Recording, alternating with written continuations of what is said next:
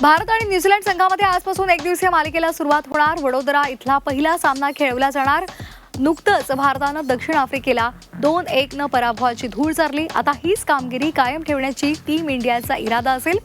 तसंच रोहित शर्मा आणि विराटच्या कामगिरीकडे सुद्धा भारतीय चाहत्यांच्या नजरा लागल्यात। न्यूझीलंड विरुद्धच्या पहिल्या वन डे सामन्याआधी ऋषभ पंत दुखापतग्रस्त झालाय।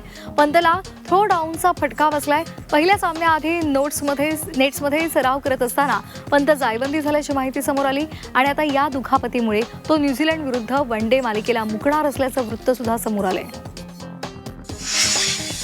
भारतीय महिला संघाची स्टार खेळाडू जेमिमा रॉड्रिग्स हिला भारताचे माजी कर्णधार सुनील गावस्कर यांनी खास गिफ्ट दिले। बॅटच्या आकाराचे गिटार गावस्कर यांनी जेमिमाला भेट दिली। याचा व्हिडिओ सोशल मीडियावर व्हायरल होतोय। सुनील गावस्कर यांनी जेमिमाला केवळ गिटार भेट दिली नाही तर त्यांनी तिला दिलेला शब्द पाळलेला आहे। गावस्कर यांनी जेमिमासह ये दोस्ती हम नहीं तोडेंगे हे गाणं सुद्धा गायलेलं आहे। भारतीय महिला संघानं विश्वचषक जिंकल्यास जेमिमासह गाणं गाणार असा शब्द गावस्कर यांनी दिलेला होता आणि आता जेमिमाला गिटार भेट देत तिच्यासोबत त्यांनी गाणं सुद्धा गायलंय।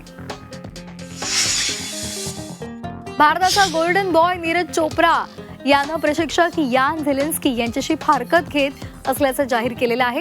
या निर्णयामागचं कारण नीरजनं स्पष्ट केलेलं नाहीये, मात्र त्याच्यासोबतचा काळ हा प्रगती, आदर आणि खेळावरील प्रेमानं भरलेला होता असंही नीरजनं म्हटलेलं आहे। आणि आता पाहणार आहोत इतर महत्त्वाच्या बातम्या। नागपूर महानगरपालिका निवडणुकीसाठीचा वचननामा आज भाजप जाहीर करणार आहे। शहरातील जनतेकडून आलेल्या सूचना, भविष्यामधील योजनांचा विचार आणि प्रतिक्रिया घेऊन हा वचननामा भाजपनं तयार केलाय। माजी आमदार आणि पश्चिम महाराष्ट्र संपर्क प्रमुख दगडू सपकाळ शिवसेनेमध्ये प्रवेश करणार आहेत। मुलीला उमेदवारी न मिळाल्यामुळे सपकाळ हे नाराज होते। ऐन निवडणुकीच्या तोंडावर त्यांनी ठाकरेंना मोठा धक्का दिल्याचं बोललं जात आहे।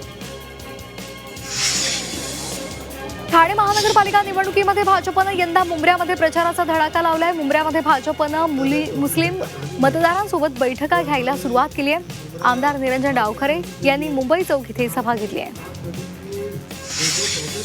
पुणे महापालिका निवडणुकीसाठी प्रशासनाची तयारी अंतिम टप्प्यामध्ये आली आहे। येत्या 15 जानेवारीला मतदान होणार आहे। पुणे शहरामध्ये 4011 मतदान केंद्र आहेत, तर त्यापैकी 906 केंद्र संवेदनशील असल्याचं घोषित करण्यात आलंय। मतदानासाठी 14,500 ईव्हीएम वापरण्यात येणार आहे। यासाठी गैरप्रकार रोखण्यासाठी 172 पथकं तैनात करण्यात आली आहेत। येवला शहरामध्ये धडपड मंचनं आगामी संक्रांत उत्सवाच्या पार्श्वभूमीवर शहरामध्ये विविध ठिकाणी पतंग लावलेले आहेत। या पतंगांना आकर्षक रोषणाई करून संक्रांतीच्या शुभेच्छा सुद्धा दिल्या जात आहेत। व्यंगचित्रकार प्रभाकर झडके यांच्या संकल्पनेतून हे पतंग लावलेले आहेत। येवला शहरातील रेल्वे स्टेशनवर अनेक सुविधांचा अभाव आहे। अनेक दिवसांपासून बंद असलेली रिझर्वेशन खिडकी सुरू करावी, तसंच गोवा एक्सप्रेस पुणे अमरावती पुणे या पॅसेंजर गाड्या सुरू करावी अशी मागणी प्रवासी संघटनेनं केलेली आहे। येवल्यामध्ये कुत्री मागे लागल्यामुळे एक उदमांजर विजेच्या खांबावर चढलेलं होतं। यावेळी विजेचा शॉक लागल्यामुळे हे उदमांजर खाली कोसळलं।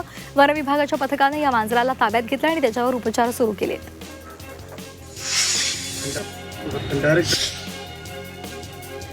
नाशिक पिंपळनेर मार्गावर दारू प्रकरणामध्ये कारवाई झालेली आहे। या कारवाईमध्ये लाखो रुपयांचा विदेशी दारूचा साठा हा जप्त करण्यात आलाय।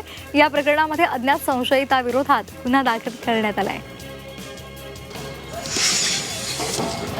नाशिकच्या सिन्नरमध्ये सायलेन्सर बदललेल्या दुचाकीवरून पोलिसांनी कारवाई केली आहे। मोठा आवाज करणारे सायलेन्सर जप्त करून 35,000चा दंड वसूल केलाय।